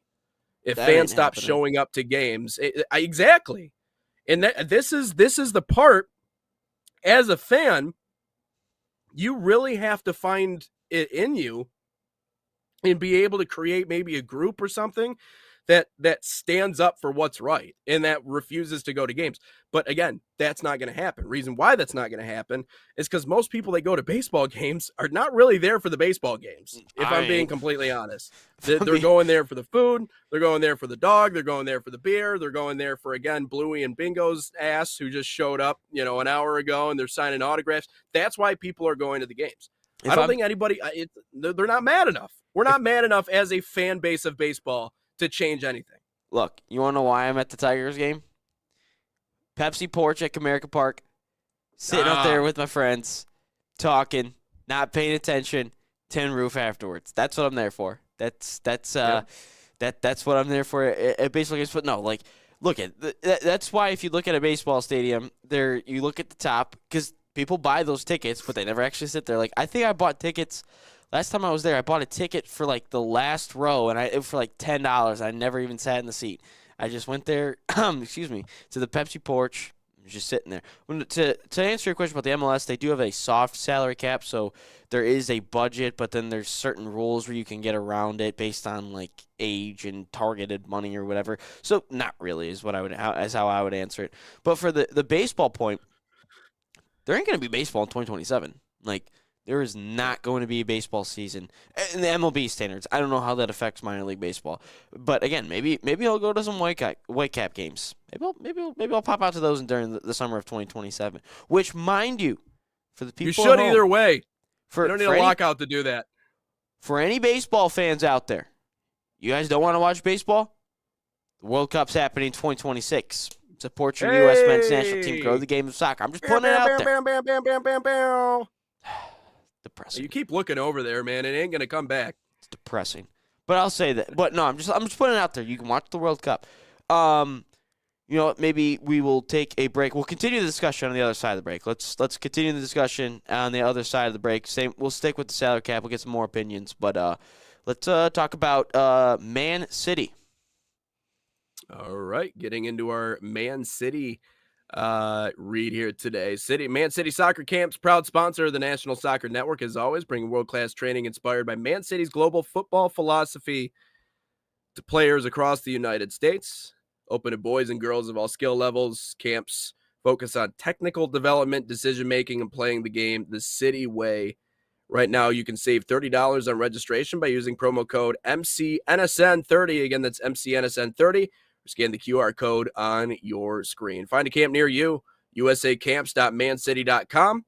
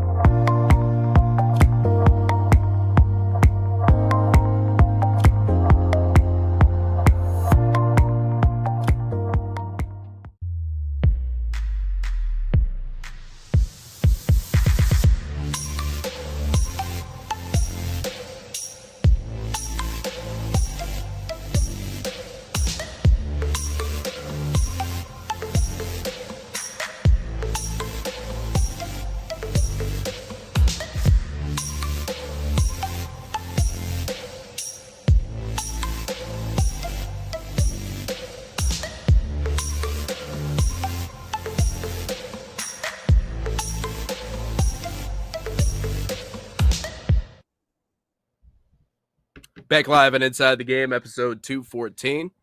Doing okay there, buddy? Yeah, we're good. We're good. Got people moving around you again? Yeah, let's talk some baseball still. Oh, jeez. Sorry. This has been a wacky show today. It's been all laughs. I hope you guys are laughing along with us about how stupid we are. Sorry. Yeah, baseball. Dodgers suck. I hate them. Watch the World Cup instead. No. So my point is there ain't gonna be no baseball in 2027. Especially if the Dodgers especially if the Dodgers win the World Series again. And again, I'm not saying blame the Dodgers for all of this because it's simply a flaw in the MLB system. They're simply just exploiting it. Any team could do what the Dodgers are currently doing. The Dodgers don't have to. The Tigers could have done it. The Twins could have done it. The Guardians could have done it. The Reds could have done it. Anyone could have done this It's just that the Dodgers found a loophole and got it done. So don't blame it. Like, look, Michigan found a loophole with Connor Stalions. It's not Michigan's fault. It's just a loophole in the system. But all I'll say is this. How in the, like, I don't know how nobody thought of this sooner. How can you, buy players for cheap now, but tell them in 10 years when you're actually retired, you might be hurting for money a little bit. Yeah, you'll get $20 million a year for just sitting at home. Like, how did nobody think of this before? Deferred payments. Yeah. I mean, it has been a thing. The reality is that no one has used it as aggressively as the Dodgers. Okay. Like that's really kind of what it comes down to. Now, if you're asking why doesn't every organization do this, I don't know. Does every organization have $2.1 billion available to them? I mean, if that's the case, then you're right. Like but I think that logic of saying, well, if we do it, why can't you do it? I think it just falls short because I think there's more access to resources in certain parts of the country. I think there's more access to other things. Also, where is this money coming from? There really is no sort. I mean, I understand that we know who the ownership group is, right? So we can trace the money if we want to, but those are also the big questions. The other thing, Ryan, and I just wanted to mix this in really quick. You got a comment? No, there's just some breaking news that the College Football Playoff will stay at 12 teams. I know there was talks about being 16 teams or 20 teams, whatever, but it'll stay at 12. Yeah, we could definitely talk about that at some point. Maybe after the next break. I know we got to get into NFL stuff too, but very quickly, baseball. The thing about it is maybe from a participation perspective is not where it used to be in the United States. And the reason being is because just how expensive it is. It really truly is continuing to get more expensive, mostly because the little leagues are dying away. The travel ball is becoming more prevalent. And in order to be in the leagues that are going to give you an opportunity to be in a position to move on, you have to play and you have to pay. It's starting to adopt a pay-to-play model, more like the game of soccer, right? But from a participation perspective, we already talked about it. It's already outpaced baseball in that regard. Even from a popularity perspective, it has outpaced baseball. However, when it comes to the domestic game, baseball is still growing and exponentially in terms of viewership and consumerism. Especially with the it's pitch actually clock. growing. Absolutely. Well, just that, the base stealing, how many times you can check over. I mean, every little change that they're making is just continuing to, I wouldn't say improve the game, but improve the popularity of the game. So it's Go towards the growing. casual fan like myself. Right. It's growing. It's getting younger fans. Obviously add in the Japanese market. It They're not continues real. to get more international. They're robots. They're robots in a lot of ways. But MLB's national television partners registered double-digit growth in the 18 to 34-year-old category. Percentage of ticket buyers ages 18 to 35 jumped 8.5% in the last year. In 2024 Major League Baseball season, they recorded the largest attendance in 7 years, so since 2017, with over 71 million people attending games. So this is what this is meant to say, is that the game is becoming more popular with a younger crop of fans. More people are spending money, and with this machine, Major League Baseball is not going to find any sort of reason to justify switching around their financial model or the way that they deal with money. There's just absolutely no real reason for them to sit down and go, hey, we need to switch this around, because again, like I said before we went to break, everybody is benefiting from it. In some ways, yeah, the game of baseball has slowed down, but I think it's mostly older fans who are kind of tuning it out for the same reason that they're tuning out the NBA, the same reason that they're tuning out all these other leagues. The game itself has changed, right? And they hate that. They hate change. They hate that it's played differently now than what it was before. But that's the hard part, is that the game continues to grow. More younger people are spending more money. And so there's nothing really pushing the league to be like, we need a hard cap now. They're not going to force parity. That's just not what Major League Baseball does. Yeah, the only way they'll establish it is when all the teams and owners be like, yeah, we got to do this. That's the only way for change, because if I'm a league commissioner of whatever league, MLB, NHL, NFL, whatever, I ain't changing nothing if it's working for me in the pocket. If it works for me that way, if the money just continues to flow and I don't have to change anything, I'm not changing anything until the owners want something changed and they start saying we need change. That's the only way change happens. Unless in another way is if fans stop going, but we know that's not going to happen because they like their summer weekends at the park and not necessarily watching the game. They're just there for, like myself, at the Pepsi Porch at America Park, which again, great addition to the park. But no, the only way that there's only two things that can happen is if the owners say something or if the fans stop going. And we know one's not going to happen, so it has to be with the owners. Because, like, again, anyone can say sell the team. Anyone can say or just like the team sucks. But people still go to stuff. And, I mean, NHL teams, NBA teams, MLB teams, like, you might not see a ton of people at the games every single time. But, like, when Lions fans were saying, sell the team, dude, you guys packed out Ford Field, my guy. You still got it done. So, but no, yeah. I do hope at some point that we do see a salary cap in terms of the MLB, because I just think that this is crazy to me, that the fact that a guy of Kyle Tucker's, a player like him and Shohei Ohtani are getting less than $5 million a year, and, oh, yeah, let's just throw it down the line or just give you a massive tiny bonus. That's just crazy to me. And I'm telling you, Todd Boehly has got to be a money launderer at this point. Like, since he's taken over Chelsea, he spent over like $2 billion. And we're doing this now with the Dodgers. Where does this come from, Todd? Yeah. Todd, where? Yeah. Like, I want to know where this money's coming from. Mm-hmm. I like to be a fly on the wall in like a Todd Boehly like money management situation. Like, do people not realize that, like, if we think about it, bugs have like so much information that like that human beings can't fathom? Like, you just think about it. Like, bugs have the most information because they're somehow in the vicinity of these powerful conversations. Oh, that's true. Yeah, I don't know if they're paying attention necessarily. Probably not, but I'm just saying. They're in there, for sure. They've been in some situations. So we should bug the bugs, is what you're telling me. We should but the only issue is like, how do we catch the bug then? That's the problem. Yeah. Then we got to like chase them through the vents and try to find them and not kill them when we capture them. Yeah. But all right, I like the idea of bugging the bugs. No, that's a good idea. Actually, let's go to Dodgers HQ. I'm going to try and land a job with the LA Dodgers, maybe in their front office or somewhere else. And I'm just going to put little cameras and microphones all around the room just so that we can get an idea as to what laundromat they're using in order to launder all this money, or what other business could be a front. It could be a laundromat, could be casino. A drive and shine, could be a casino. If you watch the Ozarks, I don't know. Tell you casino's the best way.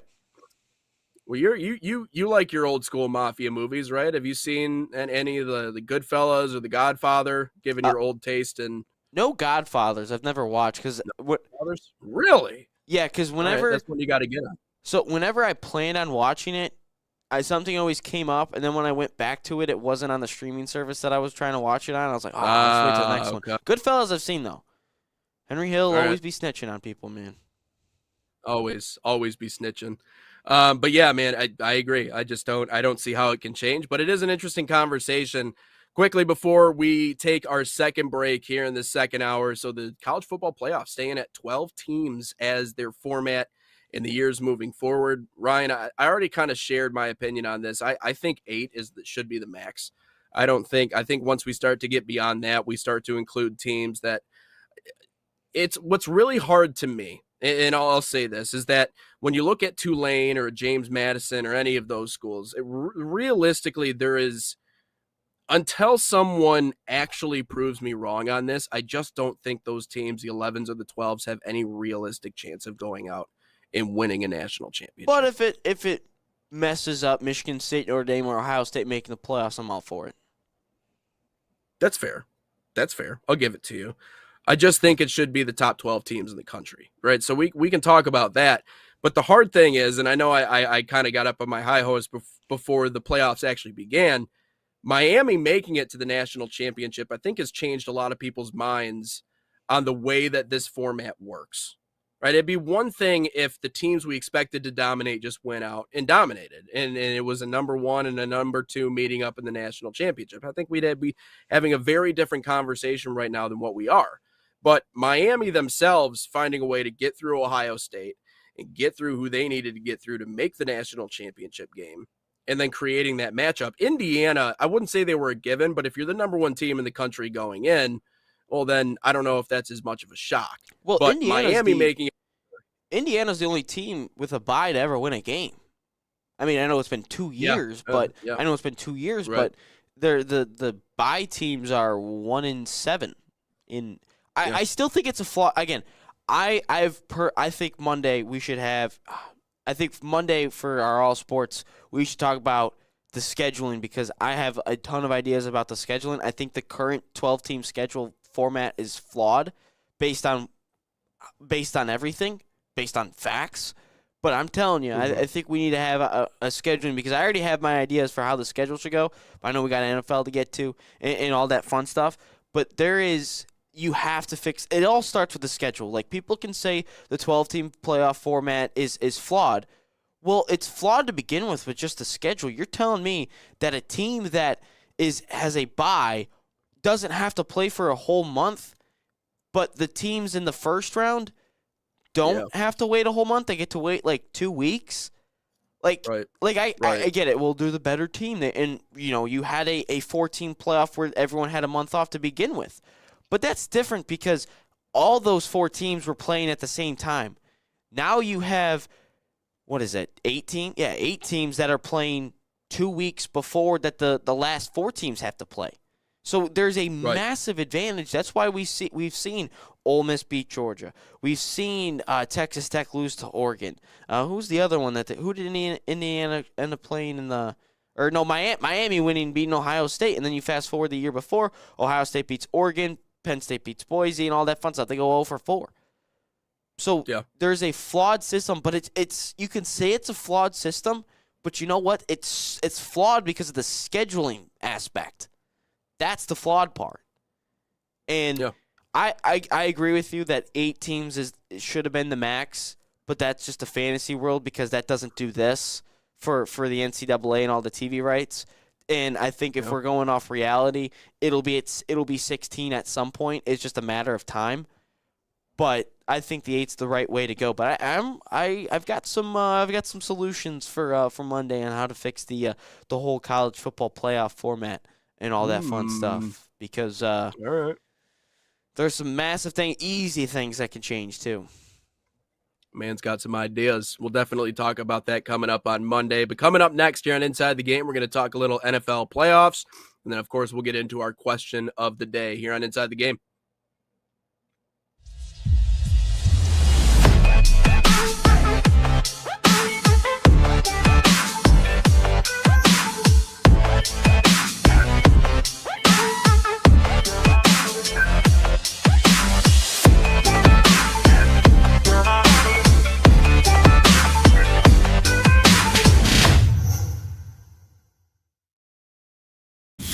Experience the thrill of the game like never before with NSN's Game Rewind. Dive into full match commentaries enhanced with cutting-edge dynamic graphics, Letting you relive the highs and lows of your favorite matches in astonishing detail. whether it's a championship win or a legendary play. NSN Game Rewind bridges the past and future with a broadcast experience designed to captivate. Call 586-304-4405 And start watching today.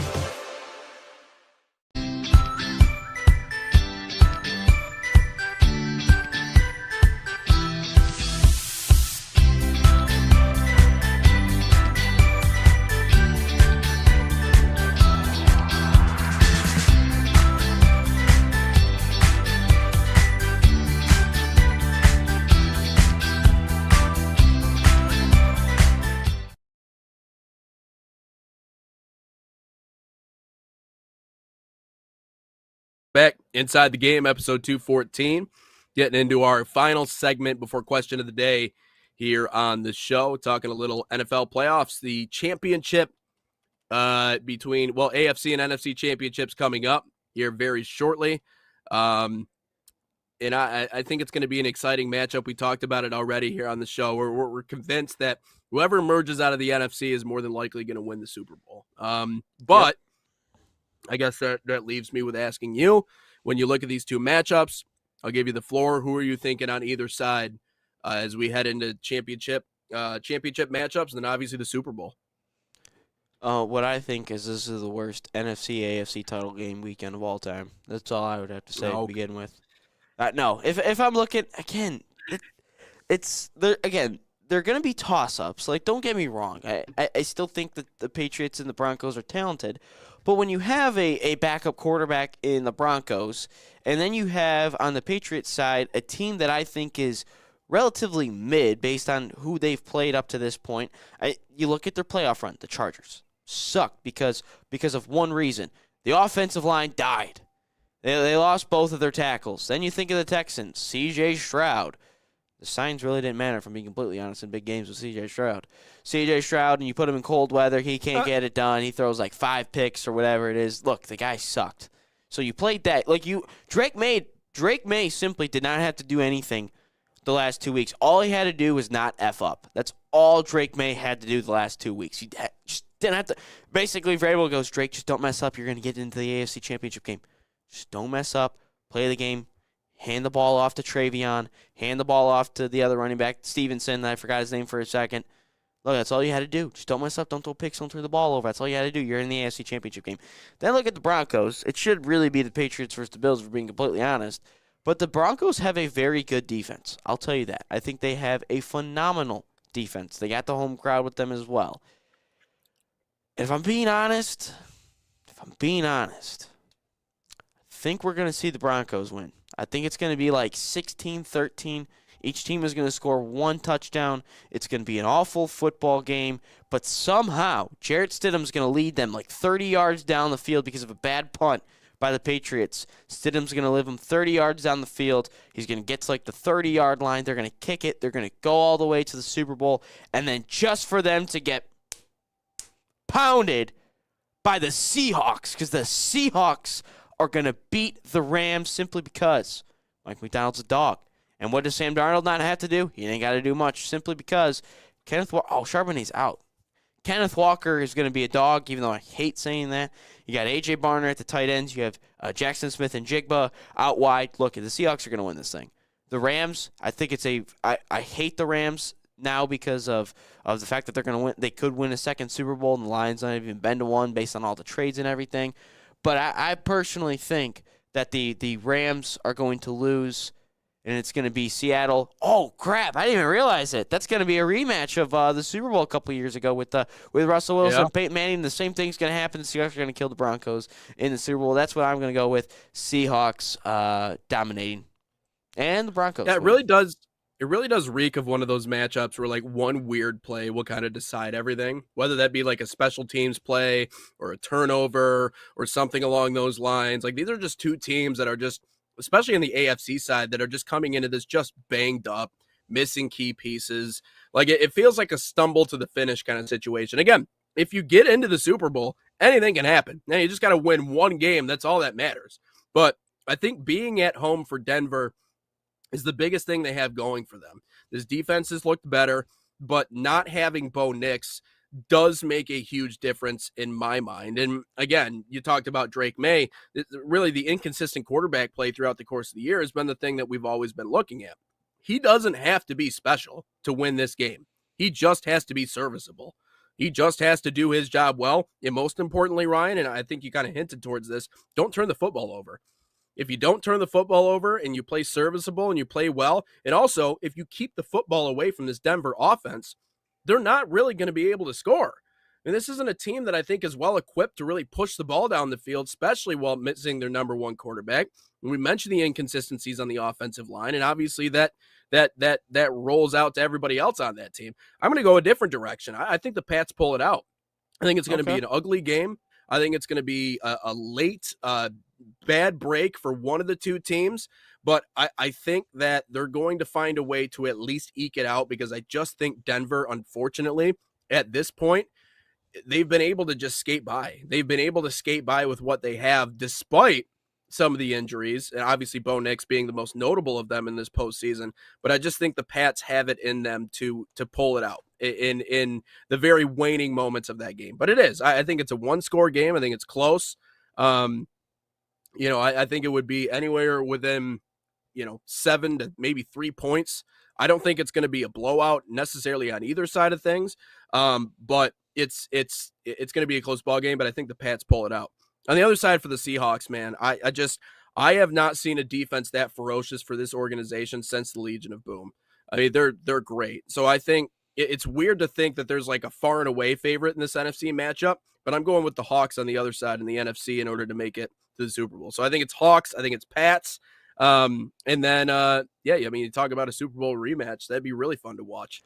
And hopefully they just hand the ball off if they need to.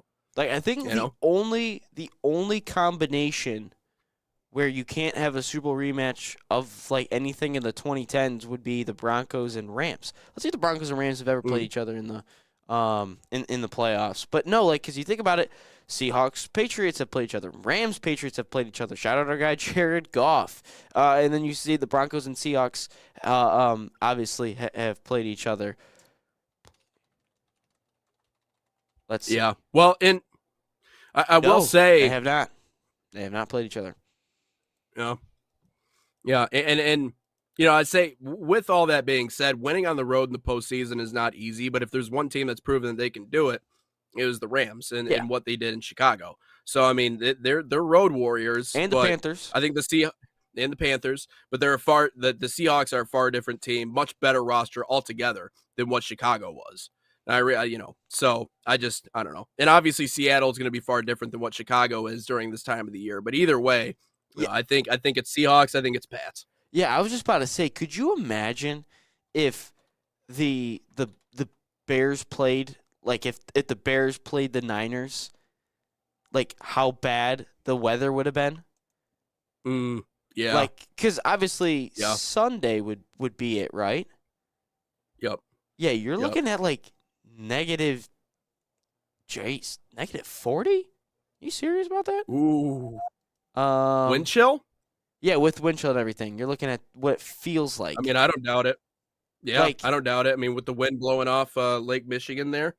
I kid you not. Go to a Chicago sporting event during the summer. If you sit far enough up in the stands to where you're getting that breeze off of Lake Michigan, it's brutal. It's brutal. I think it was 75 the last Cubs game that I went to, and I was cold. Really? I don't know how that's possible. Yes, because of the wind blowing off the Lake Michigan. And you got the overhang, too, so you're kind of in the shade. But, I mean, just blistering. And it's just, it doesn't make it. Well, it does make sense if you've been to Chicago. Obviously, they call it the Windy City, but they're not messing around when they say that. It is windy 24/7. Yeah, it never stops. Negative 17 right now in Chicago. Gee, what it feels like. Man, I'm kind of happy being Exploding in Detroit trees. based off that. Or I shouldn't say Exploding Detroit, trees. but Well, Metro what is Detroit. it? Well, what is it? Metro Detroit right now. What is it in Shelby Township, Michigan? I don't know. We So turned into that's the Weather another Channel all thing. of a sudden. Like my house, New Baltimore, it'll all drop. Like you could be out here in Shelby and you go back and it drops like 5 degrees. So I guess you are right on that aspect with the Chicago with the Chicago and the whole Lake Michigan thing. Jeez, 1 degree Well, feels at least like you got one, dude. feels like that was this morning. It felt like negative 13. Jeez. 2 degrees. 2 degrees. My bad. 2 degrees. Feels like negative 17. Wow. That's thank God I have a parking pass for the Michigan game. That's parking nice and close based on what my family gave me. Whew. Yep. Well, at least the ice rink for me tonight will actually be far warmer than what it is outside. So that's typically not the case, but tonight it will be the case. Davenport Trine, CHAD2. I guess Catching on Flow Sports. Ooh, catch it there. I guess we kind of talked about everything. We got a lot of time to kill here. One thing that I just saw recently. It's the Pistons, obviously. That's misleading. That's misleading. Jaden Ivey might be on the block. I mean, I feel like again we got 5-7 minutes to kill here. If we look at it here, Jaden Ivey, if we look at the whole Pistons roster, he feels like the odd man out, right? Right, Nate? Like, it just feels like he'd be the odd man out based on, like, you think about it. He goes down last year. He was having a good year last year. But when he went out, the Pistons were on the outside looking in terms of the playoffs. And then all of a sudden he goes down. They start winning. Then you start thinking, oh, just make the play-in. No, they made the 6th seed. They avoided the play-in altogether. But then you bring back Ivey this year, which some people think that you should have traded Ivey this offseason where his value would have been higher than it currently is. But is Ivey one of those guys that just, not that he's bad or anything, not that he's done anything wrong, but just on the way that his trajectory is going and the way the Pistons' trajectory is going, is he just odd man out, just gets traded? I think it has to be. I mean, I wouldn't say dead weight, right? But it's not dead weight. Obviously, he's contributing. That the issue has been consistency and staying on the floor.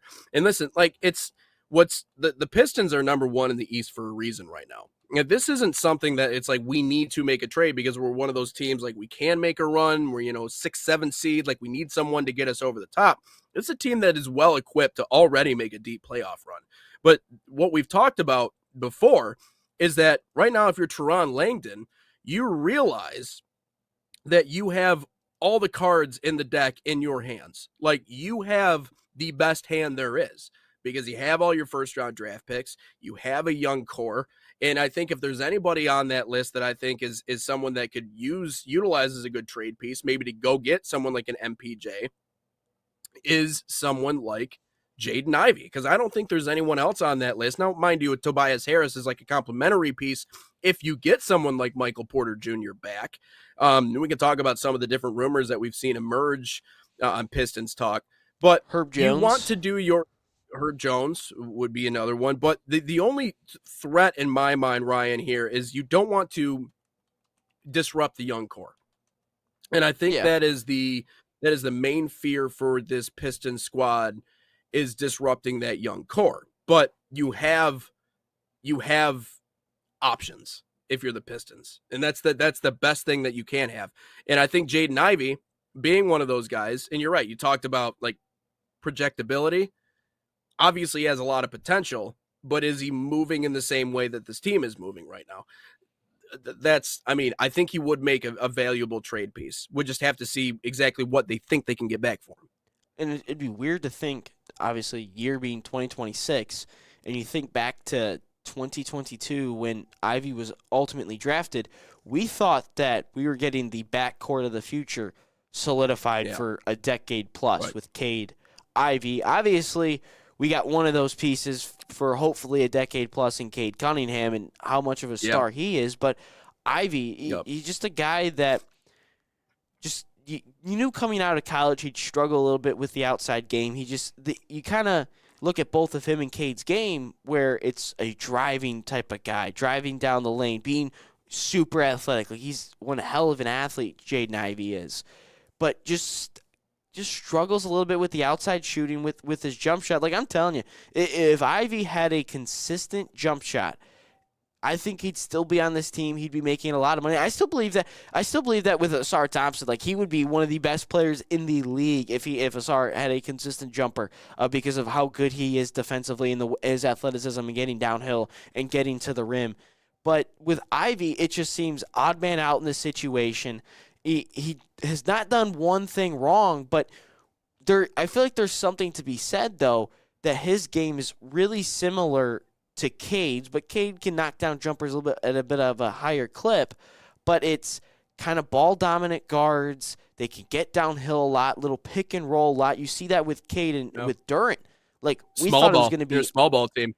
You thought it was going to be Cade and Ivey, but it's Cade and Durant, really. I don't know why. I feel like I'm talking to you because you're over here on the screen, not over here to the camera. That was weird.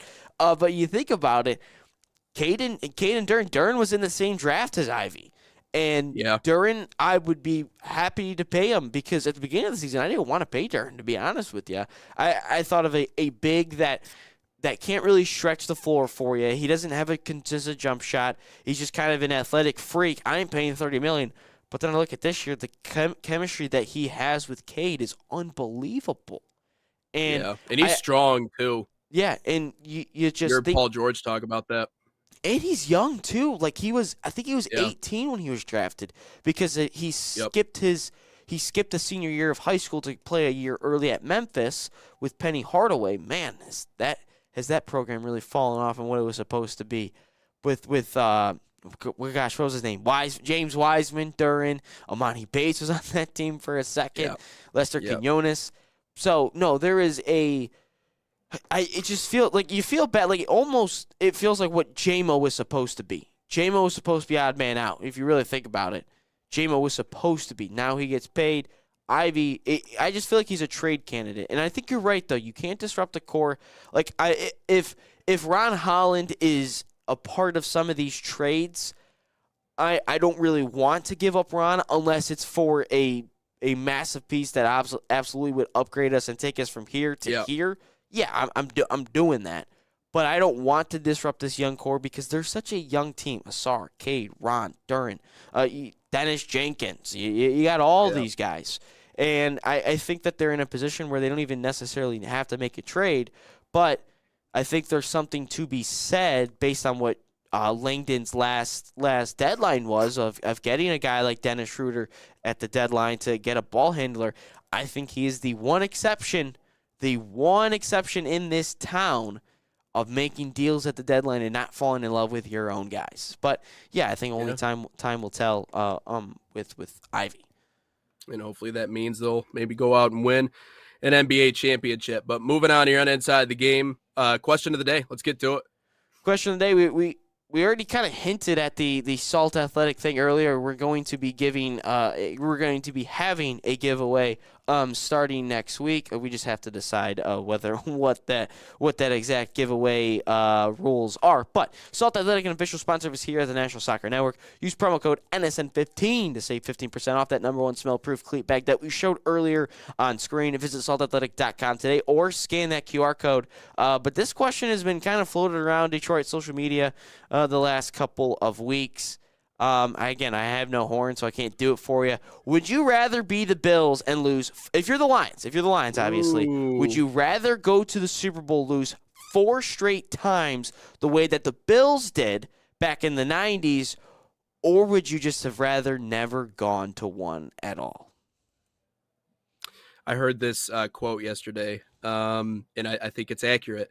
Better to love and have lost than never love ever. I don't think that's how the quote directly goes, but it's something along those lines, right? Better to have enjoyed that experience and gotten the opportunity to go to the Super Bowl and been in that environment. It's not even necessarily, in my mind, Ryan, about winning it. It's about I'm trying to envision what the city of Detroit, the people in Detroit, outside of Detroit, really, let's just talk about the state of Michigan in general, what the scenes would look like if they went to a Super Bowl. Doesn't even have to be in Detroit, right? Like I would just go to the city and be around the popular places in the city just to experience the madness and the joy and the anticipation that comes with the fact that the Lions are in a place that they've never been in before, which is in a Super Bowl. They've never been there before. And so, if anything, and my grandparents, it's the saddest thing about being Lions fans. It's not about me. I'm confident that in my lifetime, there's going to be many chances for that team to potentially win a Super Bowl. But when the grandparents start wearing the T-shirts saying just one before we die, like just give me one before I pass away, it's like, okay, like do we really have to be that morbid about this? Now it's like it's a real sense of urgency now because it's like, come on, we gotta do it. But at least if we can get there, at least we would have that shared experience in the state of Michigan of being like, hey, we made it. Like, let's make this the most awesome day ever. Like, let's go celebrate. Let's go do this. Let's be a part of it. But to have never been there, and as a matter of fact, only have experienced a handful of playoff games in some people's lifetimes, is just, it makes it really hard. And that's why, like, these diehard fans that have been fans their whole life, like, you must like torture. You must like just getting beat down all the time. That you must love drama. I don't know how a lot of these people have done it. I mean, obviously you're born in Detroit, right? So you're kind of born into it, but I would rather that than the other way around. 99 times out of 100. I think I'd rather not go to one. I don't think I would, because we talk Really? about the NFC Championship game and how much that haunts us.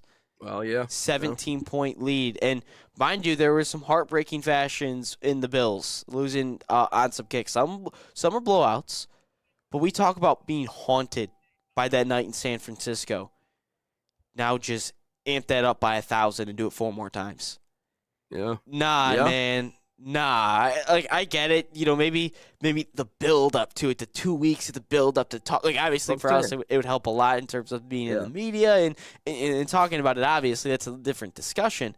But as a pure fan, we talk about being haunted by that game. We talk about Michigan basketball being haunted by that block from Trey Burke that was obviously clean. Like, could you imagine Michigan losing to Washington in the national championship game? I can't. Like, obviously, it didn't happen, but you talk about being haunted. I understand getting there is a really good accomplishment. All the scenes and all the aura surrounding it. Obviously, that's great. But to lose 4 straight Super Bowls as a fan, Yeah. again, I don't have any Bills friends personally. I don't know anyone personally from Buffalo. I don't know anything. I don't know what they're feeling. But I'm just going based on the feeling of what it was like in the NFC title game and what that felt like. And even think about the Commanders game. I know, again, just how bad we felt, because it felt like we had a shot. And going into the Super Bowl, we would 100% have had a shot in every single game. And just based on that, and it wasn't even the Super Bowl, I'm good. I'm good with not going. I'm fine. Yeah. Well, I mean, I guess, but losing is a part of it. I guess, I don't know. I would rather I ain't losing just in the biggest be in the stage like conversation every year, right? But it generates interest, though. It keeps people interested and locked in and caring. It generates interest regardless. We talked about the 0-16 team. They Yeah, but still sold out the place. That's true. But are you going? No, but it still sold out the place. I get it, because the Detroit fans are tortured, and they're used to being tortured. And they don't have, that's the whole thing about nearly making a Super Bowl, right? Like, the expectations have changed now. And that's the hardest thing, like, when it comes to Lions fans, is like, again, they just have this mentality of, well, we're not as bad as we used to be. The outside of those collection of years, right? The Lions are a top 3 worst historical organizations in American pro sports history. I'm not kidding. Like, that is not a lie. And I hate when people get insensitive about that. Just admit it. It is what it is. Okay, but the goalposts change. They move when you move them. When you get to a semifinal. Now the expectation is not just, hey, let's just go 500 and just, whatever. At least, we finished a game above 500. That's a good year for us. No, it's changed. And so that's the hardest part. Now is where we're officially entering into that other area. Now, I know how last year went, but now we're officially entering into that space, which is like our expectations have changed. They have systematically changed, and for good reasons too. But that's why you're going to invite criticism. That's why you're going to get people who are more critical of Dan Campbell. I know he's the promised one. Okay. Everybody's clutching their pearls when I'm like, he's a glorified cheerleader, but you guys aren't listening to the words that I'm saying. Did you see the way they played last year? Okay. So this is, I understand the injuries and I understand everything else, but the expectations have changed. So therefore our conversation and our tones are also going to change. But anyways, that'll wrap up episode 214 here on Inside the Game. Another great week here with Ryan and myself. Follow us, National Soccer Network, anywhere on social media you can find us. Again, we're going to have more stuff, more exciting things coming up next week. And Premier Media Group as we wrap up the month of January. But until we talk to you guys on Monday, we appreciate you guys stopping back for another fun week right here on Inside the Game.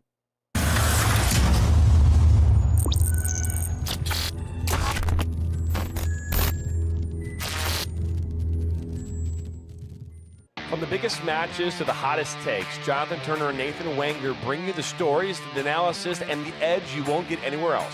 Streaming live weekdays at 9 a.m. on YouTube, Roku TV, Facebook, Twitter, and all major platforms. No filters, no fluff, just real talk, real soccer. This